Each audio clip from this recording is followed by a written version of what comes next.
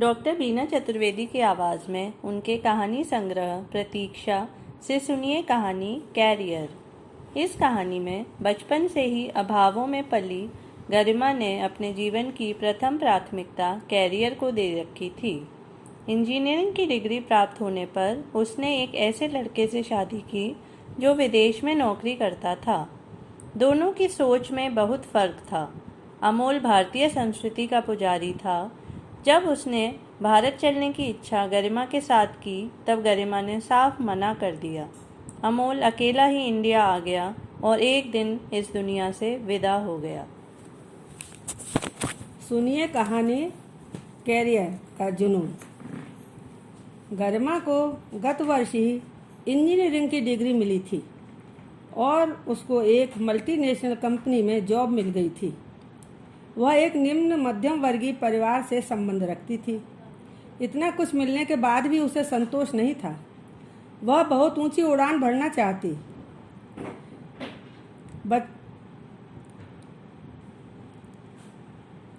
बचपन से ही अभावों में जीने के कारण उसके दिल में यह बात बैठ गई थी कि अच्छी आर्थिक स्थिति के अभाव में न तो समाज में कोई स्थान बन पाता है और न ही परिवार में। लोग विपन्न परिवार के बच्चों को हे दृष्टि से देखते हैं। कितनी भी पढ़ाई लिखाई क्यों न कर लें, उन्हें वह सम्मान नहीं मिल पाता जिसके कि वह हकदार होते हैं। गरिमा को इसका कटु अनुभव हो रहा था। गरिमा के पिता एक साधारण परिवार से संबंध रखते थे। शिक्षा विभाग में क्लर्क के पद पर कार्य करते थे। वह बहुत ही सीधे साधे और ईमानदार होने के साथ ही साथ सरल स्वभाव के व्यक्ति थे। चाटुकारिता से कोसों दूर रहते थे। उन्होंने अधिक धनार्जन के लिए कभी कोई प्रयास नहीं किया था। उनकी जिंदगी बड़े आराम से कट रही थी। गरिमा अपने माता पिता की इकलौती संतान थी। बचपन से ही वह अपने संपन्न साथियों की कीमती वस्तुएं देखकर लालायित रहती थी। उसके मन में हमेशा एक ही टीस उठती रहती कि काश उसके पास वह सब कुछ होता जो उसके संपन्न साथियों के पास होता है। उसे अपनी साधारण चीज़ें जैसे खिलौने, जूते, बैग, कपड़े, पेन आदि अनगिनत वस्तुएं देखकर बड़ा संकोच होता था और तभी से उसने अपने मन में यह ठान लिया था कि भले ही चाहे मुझे कितनी भी मेहनत क्यों न करनी पड़े, बड़े होकर वह अधिक से अधिक धनार्जन करने का ही प्रयास करती रहेगी। तभी उसकी समस्त इच्छाएं पूरी हो सकेंगी। इस तरह से मन मारकर जीना भी क्या जीना है। गरिमा जब अपने संपन्न रिश्तेदारों के परिवारों के लोगों और उनके बच्चों को मौज मस्ती करते देखती, एक से एक सुंदर ब्रांडेड कपड़े, जूते आदि पहने देखती, तब वह अंदर ही अंदर अपना मन महसूस कर रह जाती। गरिमा के छोटे मामा, जो कि उसकी मम्मी से उम्र में काफ़ी छोटे थे, शादी होने के बाद अमेरिका चले गए थे। जब वह इंडिया आते और अपनी दीदी से मिलने उसके घर आते, तब गरिमा बड़े ही ध्यान से उन्हें और मामा जी को देखती ही रहती। मामा के आकर्षक व्यक्तित्व, ब्रांडेड कपड़ों और मुस्कुराते हुए चेहरे को देखकर कुछ क्षणों के लिए गरिमा सब कुछ भूल जाती। अपने इन छोटे मामा को गरिमा ने अपना आदर्श मान लिया था। उसे लगता था कि शान शौकत, ये ठाठ वाठ विदेश में सेटल होने के बाद ही हो सकते हैं।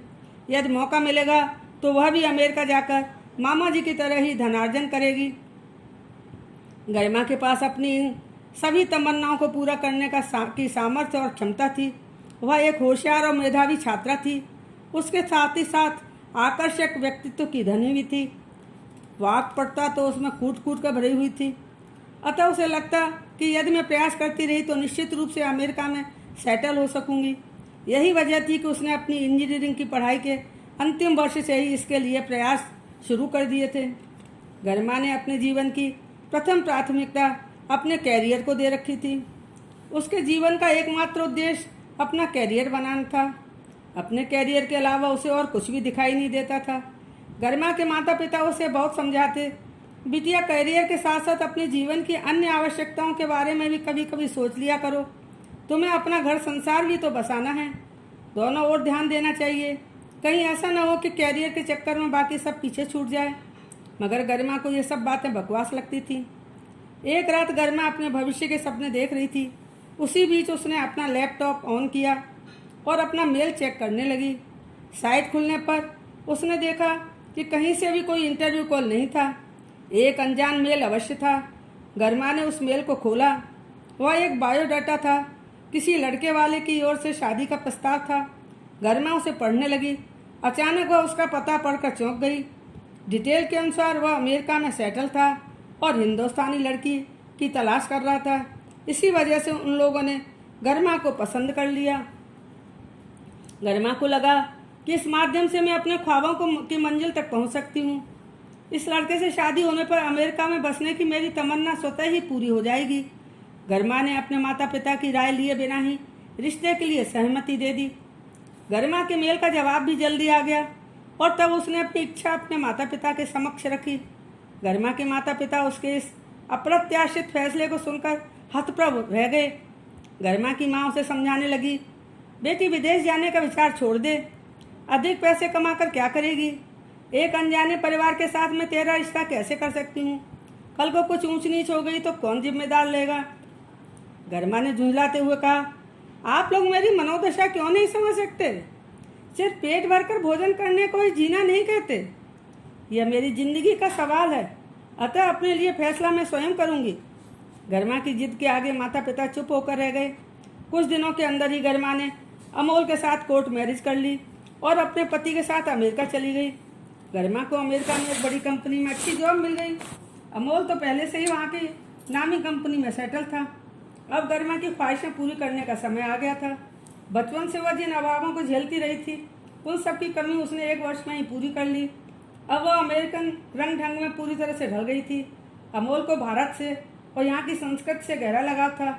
इसी वजह से उसने भारतीय लड़की से शादी की थी। उसका सोचना था कि कुछ समय बाद ही भारतीय लड़की अपने देश वापस चलने की जिद करने लगेगी और इसी बहाने से भारत में बसने का उसका सपना पूरा हो सकेगा। मौका देखकर एक दिन अमोल ने गरिमा से कहा, गरिमा, मैं सोचता हूँ कि अब हमको इंडिया ही चलकर रहना चाहिए। यहाँ की जिंदगी से मैं तंग हो गया हूँ। मुझे इस जीवन से बड़ी बोरियत होती है। तुम भी अपने माता पिता और परिवार के लोगों से दूर हो गई हो। मुझे भी यहाँ रहना अच्छा नहीं लगता।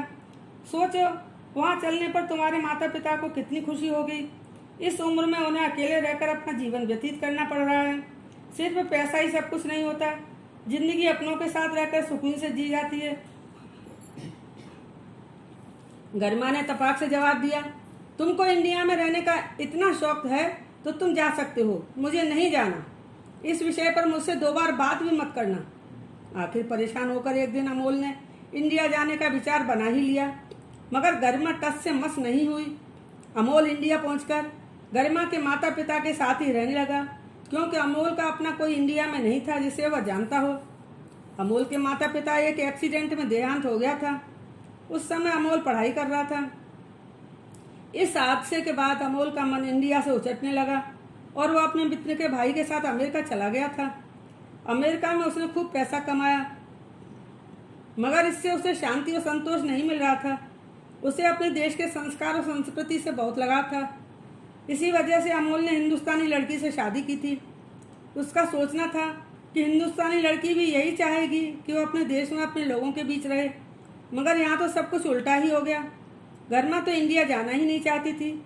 उसके ऊपर कैरियर का जुर्म सवार था। इससे आगे वह कुछ नहीं सोचना चाहती थी। गरिमा और बेहतर के चक्कर में एक के बाद एक कंपनियां बदलती रही और अंत में उसने अपना बिजनेस शुरू कर दिया। बड़ी तेजी से उसने अपने बिजनेस को आगे बढ़ाया। इसी व्यस्तता में लगभग 10-12 वर्ष कब निकल गए पता ही नहीं चला। इस बीच अमोल ने न मालूम कितनी बार गरिमा से इंडिया आने का आग्रह किया, मगर उसने एक नहीं सुनी, बस अपने बिजनेस में ही व्यस्त रही। अब तो ऐसे हालत हो गई थी कि गरिमा महीनों तक फोन पर भी अमोल से बात नहीं कर पाती थी। अकेलापन कब किसको निगल जाता है हम कल्पना भी नहीं कर सकते। हादसा होने पर ही आंखें खुलती हैं। अचानक एक दिन इंडिया से अमोल का फोन आया कि उसे हार्ट अटैक हुआ है। पड़ोस के लोग अस्पताल ले आए हैं। इतना सुनते ही गरिमा के पैरों के नीचे से जमीन खिसकती नजर आई।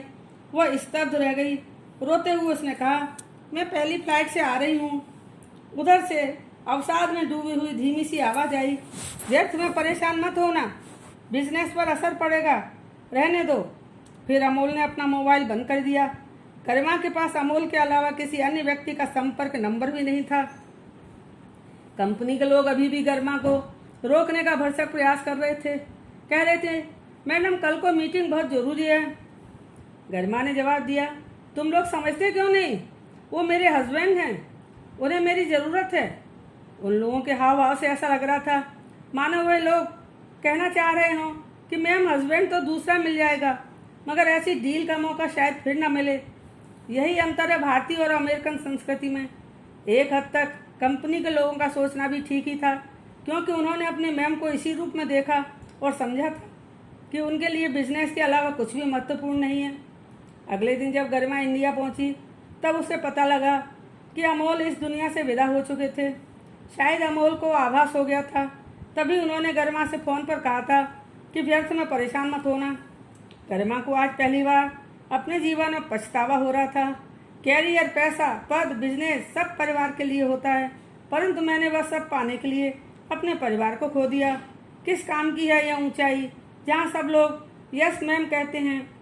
बड़े बड़े लोगों के साथ उठना बैठना, करोड़ों की डील करना, सब कुछ कितना खोखला है।